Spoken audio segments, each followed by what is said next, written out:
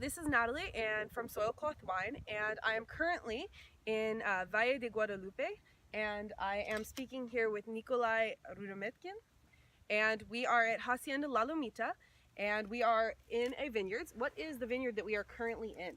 This is Syrah. Syrah, interesting. And what are some of the characteristics of your guys' winery? Why don't you introduce some of my viewers to what goes on here and things that you are specialize in and enjoy making? Absolutely, yeah. Most of the wines that we produce are red wines, in the valley. We also, what you're drinking right now is Cursi.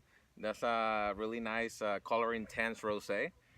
And pretty much like all of the wines that we produce around the valley are pretty alcoholic, and it's because of the drought and how much sun we get. So all those bricks, we need to wait for the harvest to until they get pretty ripe. So, and after that, for example, in our winery, we don't like any residual sugar. So everything is pretty high, like 14s, 15s, even almost 16. Oh, wow. Yeah. So the bricks that you were just speaking about, for some of my viewers that don't know, refers to the measurement or sugar that's in a particular wine.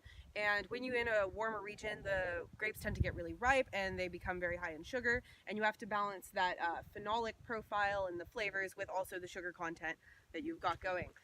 One of the things you just mentioned was the fact that you guys have been experiencing a drought in this region. I believe it was started in around 2010 or something. Yeah. And then I was wondering how that affected what your viticultural practices were here and how you deal with the fact that you have, I think it was somewhere between 7 to 22 centimeters maximum a year is how much rain you receive here. And for listeners that care, generally vines are said to need to receive around 13 centimeters. So I was wondering how you guys deal with that. Well, all the water that we use for the grapevines is underground water. And year by year, I've been here for pretty much, I'm a local, and we've been working here for 12 years in the valley now.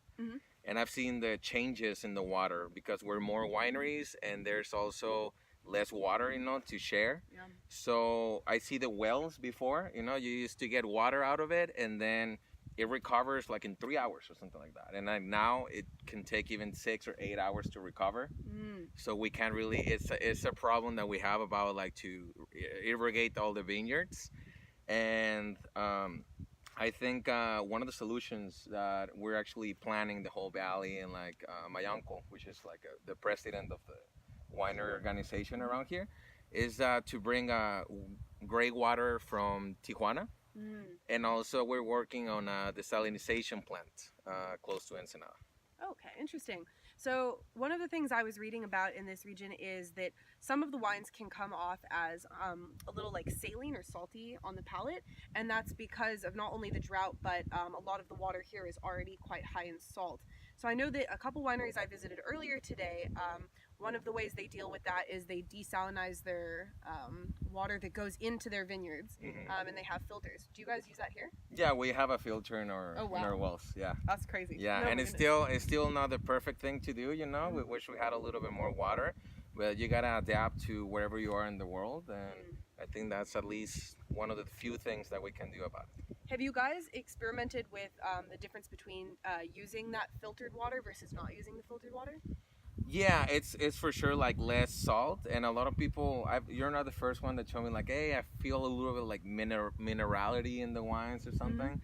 I think you can avoid it also, like you said, in the irrigation part, but sometimes also you can do a little fix here and there in the winery, to at least if you can't take it away, at least to cover it with something things, just play with the winemaking area. So are there any varietals or wines that you guys make that you think that salt adds maybe a good profile to, or? Well, the thing about the valley is that it doesn't have ABAs, which is kind of areas in Napa you grow Cabernets, and other regions they're famous with Argentina Malbecs and stuff.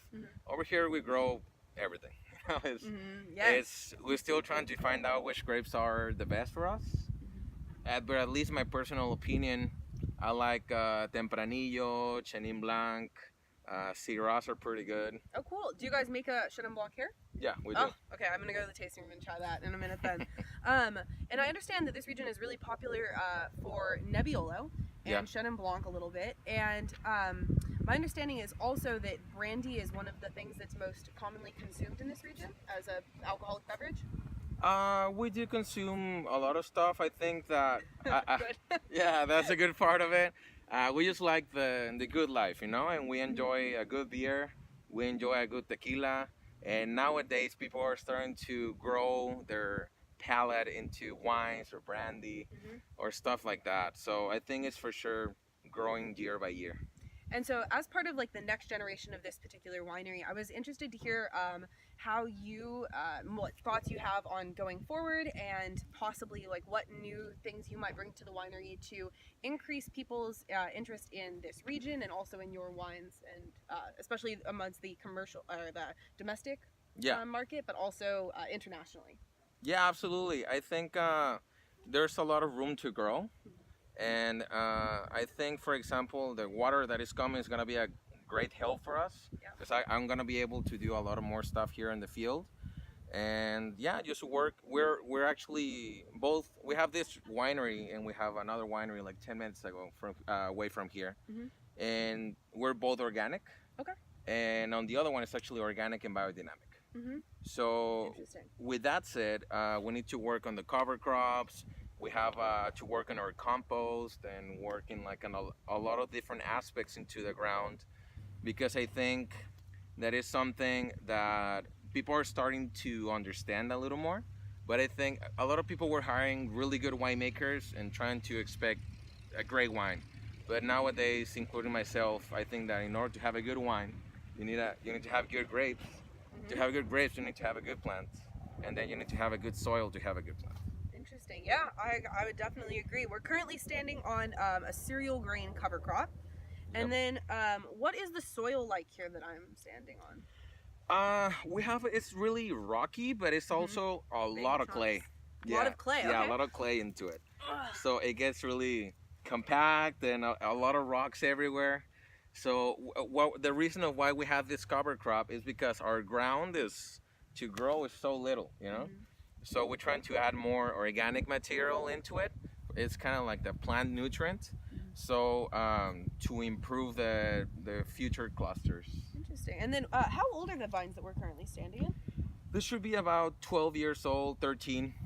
And is that age pretty common for this region?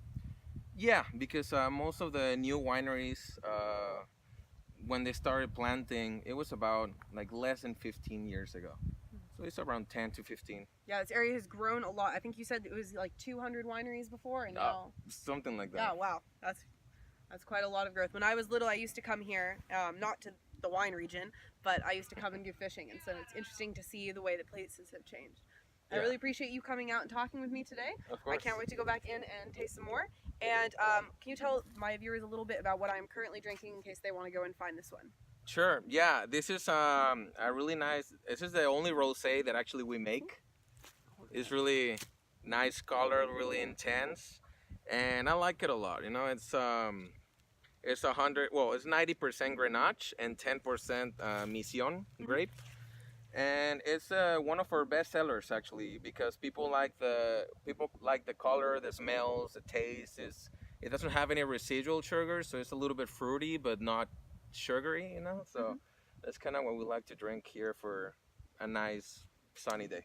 Yeah, I for sure agree. All right, thank you guys so much for joining me, and I hopefully will hear more from you guys on your thoughts on the region and also what you found interesting about this particular interview. But I recommend heading to a local wine store and looking maybe for something, if you can find it, from Valle de Guadelupe. And for my friends, I'm gonna go and get some stuff, and you guys can taste it with me when I get back. Have a good one, guys.